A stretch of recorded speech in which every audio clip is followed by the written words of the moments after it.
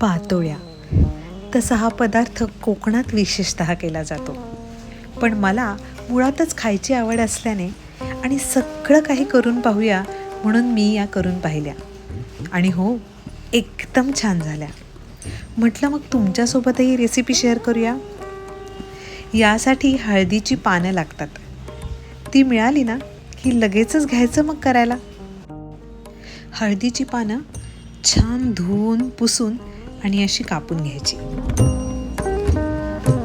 आता आपण यातलं सारण पाहणार आहोत. यासाठी आपण 1.5 वाटी नारळाचा चव आणि त्याच प्रमाणात 1.5 वाटी गूळ घेतला आहे. कढईत तूप घालून नारळाचा चव आणि गूळ घालून आपण छान ते मिक्स करून घेणार आहोत. दोन्ही प्रमाण समप्रमाण असायला हवं. आता आपण त्यामध्ये छान गूळ आणि खोबरं मिक्स होईपर्यंत हलवून घेऊया. आता त्यात आपण एवढी वेलची पावडर घालून घेऊया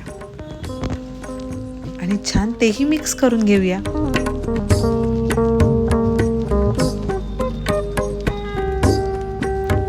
आता यात मी थोडी ड्रायफ्रूटची पावडरही घालणार आहे. तुम्हाला यात खसखस किंवा अजून काही ॲड करायचं असेल तर तुम्ही करू शकता. तर ही पावडरही आपण यात घालून घेऊन छान हे मिश्रण एकजीव करून घेऊया.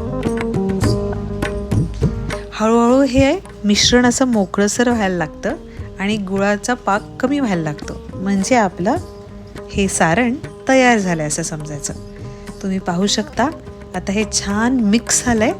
आता आपण गॅस बंद करून घेऊया आणि कढईतनं काढून आपण एका प्लेटमध्ये काढून घेऊया, जेणेकरून हे थंड व्हायला ह्याची मदत होईल.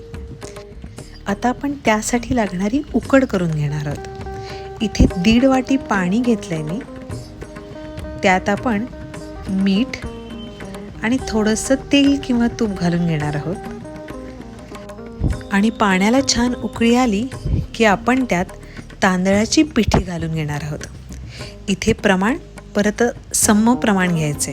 1.5 वाटी पाणी असेल तर 1.5 वाटी तांदळाची पिठी. पाण्याला उकळी आल्यानंतरच आपण त्यात तांदळाची पिठी घालून घेणार आहोत. आता तुम्ही पाहू शकताय इथे छान पाण्याला उकळी आली आहे. आता आपण त्यात ही पिठी घालून घेऊया. पिठी घालून घेतली की लगेचच आपल्याला ते मिश्रण हलवायचे. छान हे मिक्स करून घ्यायचं आणि मग आपण त्याच्यावरती झाकण ठेवून त्याला एक छान वाफ आणू देणार आहोत. एक 5 मिनिटं आपण हे झाकण ठेवूया.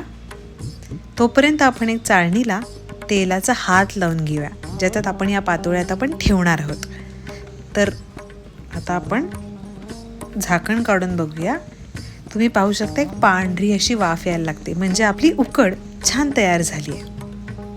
आता गरम असतानाच आपल्याला ही उकड मिक्स करून घ्यायची आहे. त्यामुळे हाताला भाजू शकतं.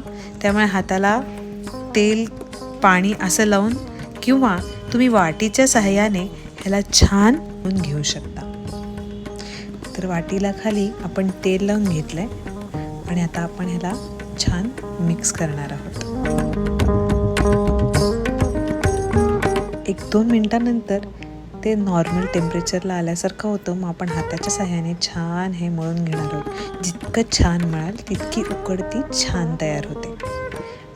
तुम्ही पाहू शकता इथे उकड आपली तयार झाली.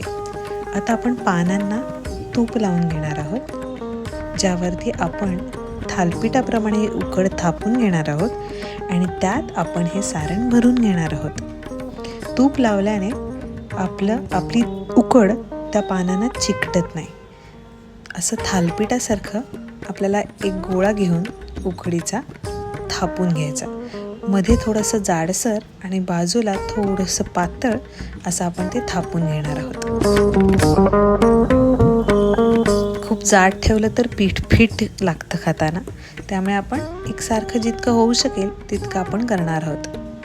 आणि थोडं चिरलं जरी बाजूने तरी काहीही फरक पडत नाही. करंजीप्रमाणे नंतर आपण हे त्याला बंद करून घेणार आहोत. आता यात आपण मध्यभागी सारण घालून घेणार आहोत. असं मध्ये सारण घालून घ्यायचं आहे आणि आता तुम्ही पाहू शकता असं फोल्ड करून करंजी आपण कशी करतो त्याप्रमाणे त्याला आपण त्याच्या एजेस आपण फक्त चिकटून घेणार आहोत. आणि आता ही आपली झाली पातोळी तयार. अशा आपण सगळ्या पातोळ्या करून त्या छान अशा वाफायला ठेवणार आहोत. आपण 2 उकडीचे मोदकही केलेत आपल्या गणपती बाप्पासाठी. अशा छान आपण चाळणीमध्ये पातोळ्या करून घेणार आहोत आणि वाफवायला ठेवणार आहोत. एक 10 ते 15 मिनटं आपण ही वाफ काढून घेणार आहोत. आणि 10 ते 15 मिनटानंतर आपल्या या पातोळ्या अशा छान तयार होतात. पानाचा रंग बदलतो आणि हळदीचा एक छानसा रंग आत पातोळ्यांना लागतो. म्हणजे समजायचं की आपल्या पातोळ्या तयार आहेत. आता आपण या छान प्लेटमध्ये काढून घेऊया. यावर छान तुपाची धार घालूया आणि मस्त फस्त करूया. तर तुम्हाला ही रेसिपी कशी वाटली हे नक्की कळवा. लवकरच भेटूया मग नवीन रेसिपीसोबत.